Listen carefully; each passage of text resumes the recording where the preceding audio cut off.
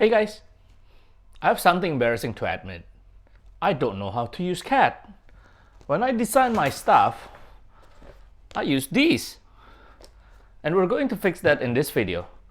Today, I'm going to learn how to use CAD, and I'm going to share my journey with you guys on how I pick which program to learn, how I learn it, and I'll share a couple projects that I made from this new CAD program. Follow along with me. Let's go!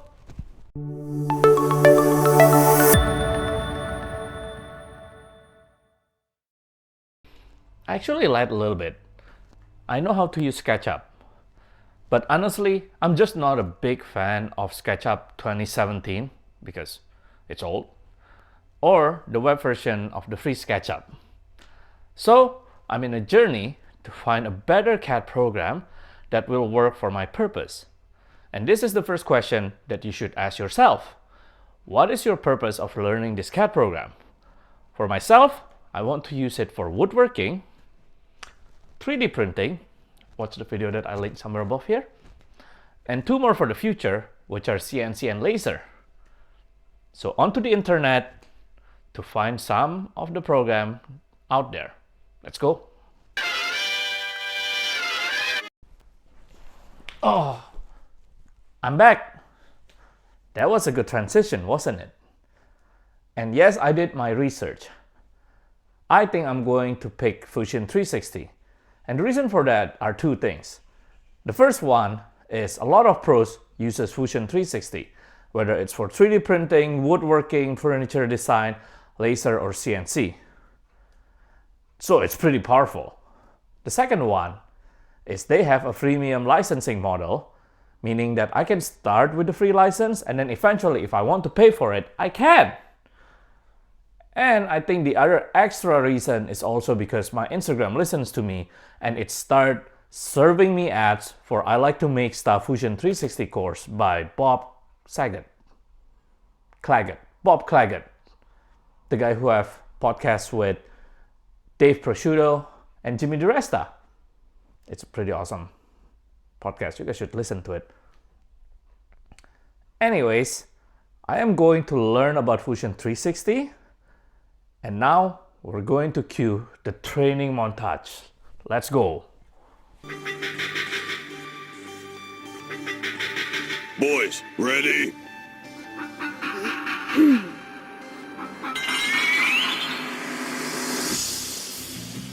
Fusion! Ha!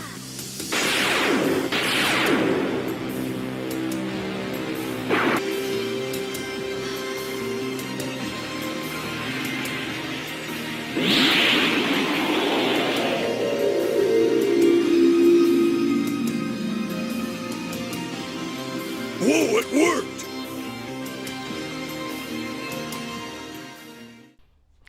Did you guys enjoy that training montage? If you do, click subscribe. Anyways, I did the course and it was money well spent.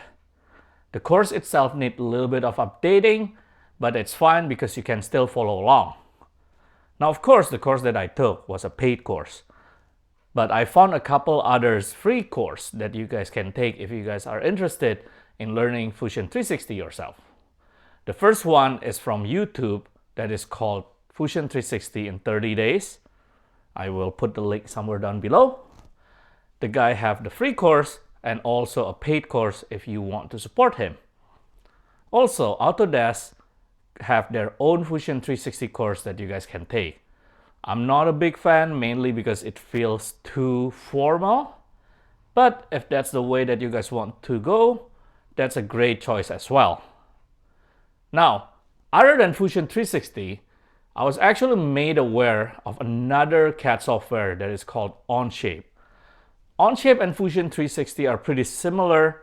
Both of them are parametric modeling CAD software. And who knows, one day I might learn Onshape, but I know for sure that after I know how to use parametric modeling, I don't think I will ever go back to SketchUp. So with that, let's start with my first project. I'm going to design this riser for my 3D printer. As you guys can see, it's already done. So we're going back in time and I'm going to talk about how I designed this and how I make this work with my 3D printer. It's going to be amazing. Let's go. If you're new to this, here are the two things that you need: a tape measure and a digital caliper.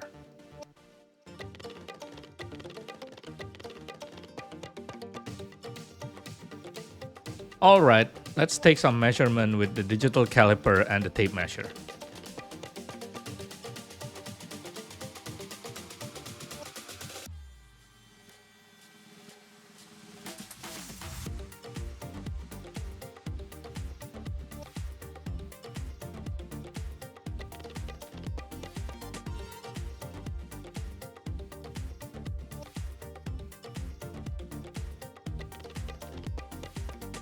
Remember when I told you guys that Fusion360 is a parametric modeling CAD?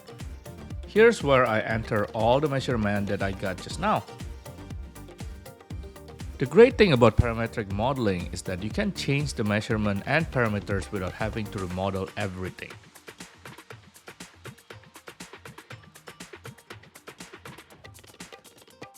So here I printed 3 samples to find one with the best fit.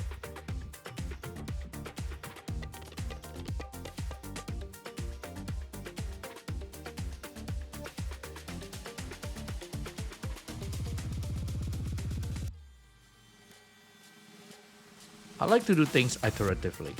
So here I printed some sample and do dry fit with the top. This way I can print everything more efficiently and also reduce waste from mistakes that I might make from not doing dry fit.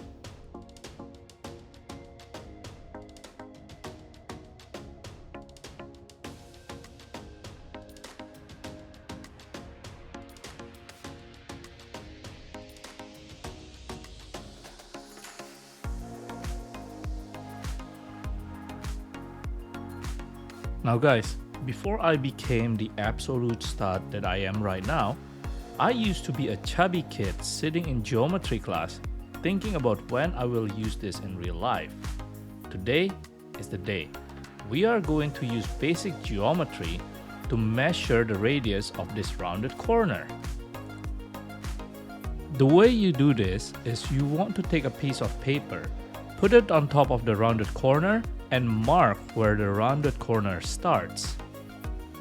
After that, take a ruler that you haven't used since elementary school and then find the distance between that mark to the corner of your paper. That will be your radius of rounded corner, and you want to enter that into your Fusion360.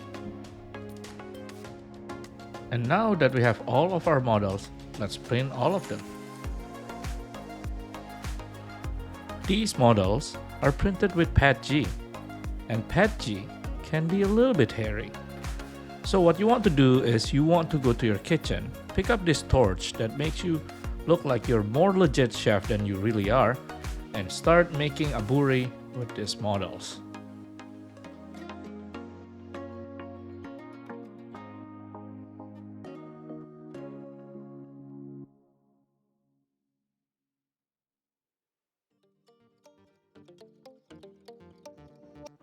And now it's time for a final fit.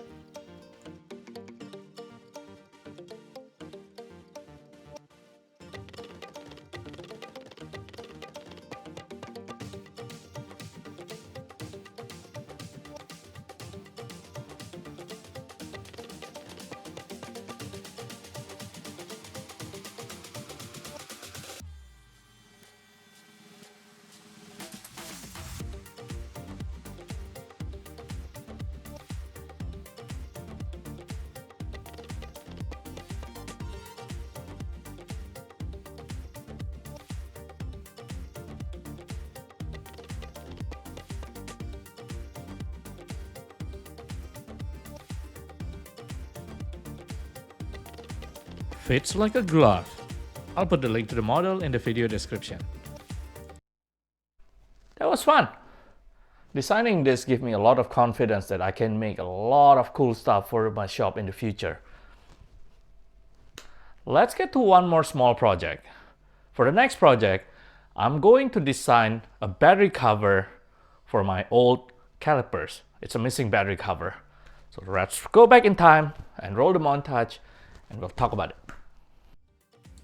Honestly, one of the reasons why I did this was because I don't want to waste what's left of that spool.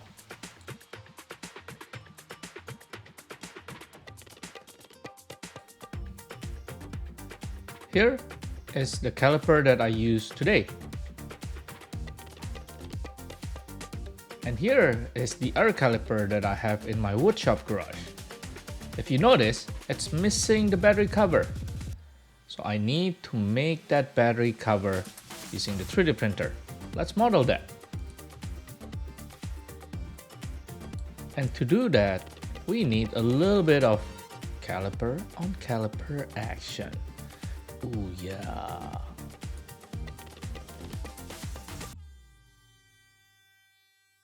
So this is the orientation that I use when I model it. And when I printed it, it didn't go too well because it's too thin and too small. So you can see that it's not the best looking cover right now. I wasn't sure how to fix this. I thought my 3D printer is not good enough. But then inspiration hit and the solution is pretty simple.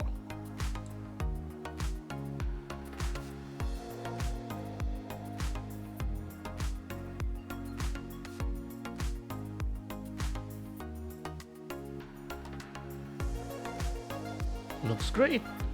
Yay! That's it for today. Hopefully you guys enjoy it. See you guys next time.